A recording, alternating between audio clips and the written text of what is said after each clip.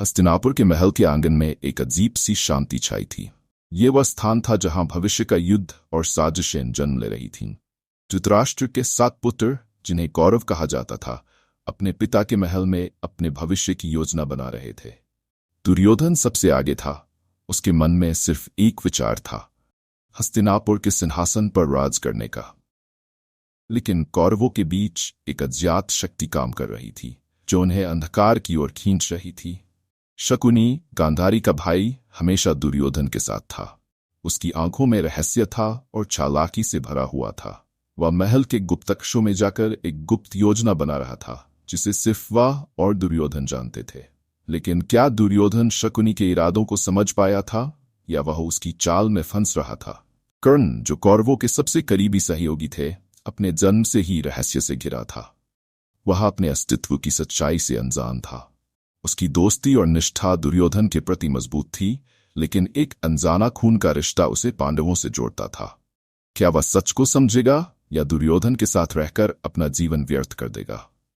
कौरवों और पांडवों के बीच तनाव बढ़ता जा रहा था। हस्तिनापुर के महल में हर दिन एक नई साजिश बुनी जा रही थी। दुर्योधन ने एक भयानक योजना बनाई थी, जिससे वह पांडवों को पूरी तरह से नष्ट कर सके। लेकिन उसके भाई दुशासन के मन में कुछ और ही चल रहा था।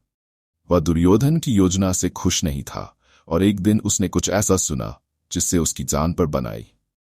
कौरवों के बीच भी गहरे मतभेद थे। कुछ भाइयों ने दुर्योधन की रणनीतियों पर सवाल उठाना शुरू कर दिया था। उन्हें शक था कि कहीं उनका बड़ा भाई उन्हें विनाश की ओर तो नहीं ले जा रहा। शकुनी और दुर्योधन की साजिशों से अनजान कई कौरव अपने भविष्य को लेकर आशंकित थे। लेकिन क्या वे समय रहते इस विनाशकारी राह से हट पाएंगे? किसी अज्ञात साधु ने महल के द्वार पर दस्तक दी। उसने धृतराष्ट्र से कहा, तुम्हारे 7 पुत्रों का भविष्य अंधकार में है। वे खुद अपनी नियति को बदल नहीं सकते। ये भविष्यवाणी सुनकर धृतराष्ट्र घबरा गए, लेकिन दुर्योधन ने इसे नजरअंदाज कर दिया। उस साधु के चले जाने के बाद महल के हर कोने में एक रहस्यमयी आभा छा गई थी। कौरवों की नियति का सवाल उठने लगा।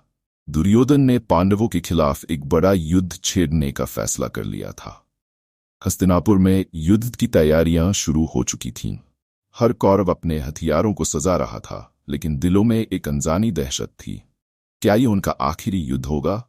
क्या कौरव अपनी नियति से भाग सकते थे? महाभारत के युद्ध से एक रात पहले हस्तिनापुर के महल में सन्नाटा छा गया था। दुर्योधन अपने भाइयों से बात कर रहा था, लेकिन उसके मन में एक अजीब सी बेचैनी थी। शकुनी अपने ताश के पत्तों को देख रहा था, और हर बार एक नया संकेत मिल रहा था।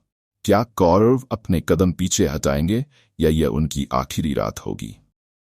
युद्ध के मैदान में कौरव और पांडव आमने सामने थे। कर्ण, दुशासन और दुर्योधन ने अपने हथियार उठा लिए थे, लेकिन उनके दिलों में एक डर छिपा था। क्या पांडवों की विजय निश्चित थी, या कौरवों की चालें उन्हें जीत दिलाएंगी? हर कदम पर एक नया मोड़, हर वार में एक नई साजिश छिपी थी। महाभारत के युद्ध में धीरे धीरे कौरवों का पतन शुरू हो गया। एक एक करके उनके भाई मारे गए, और अंत में दुर्योधन भी मृत्यु को प्राप्त हुआ। लेकिन इस महायुद्ध के पीछे छिपे राज क्या थे? क्या कौरवों की हार पहले से तय थी, या ये केवल उनकी गलतियों का परिणाम था?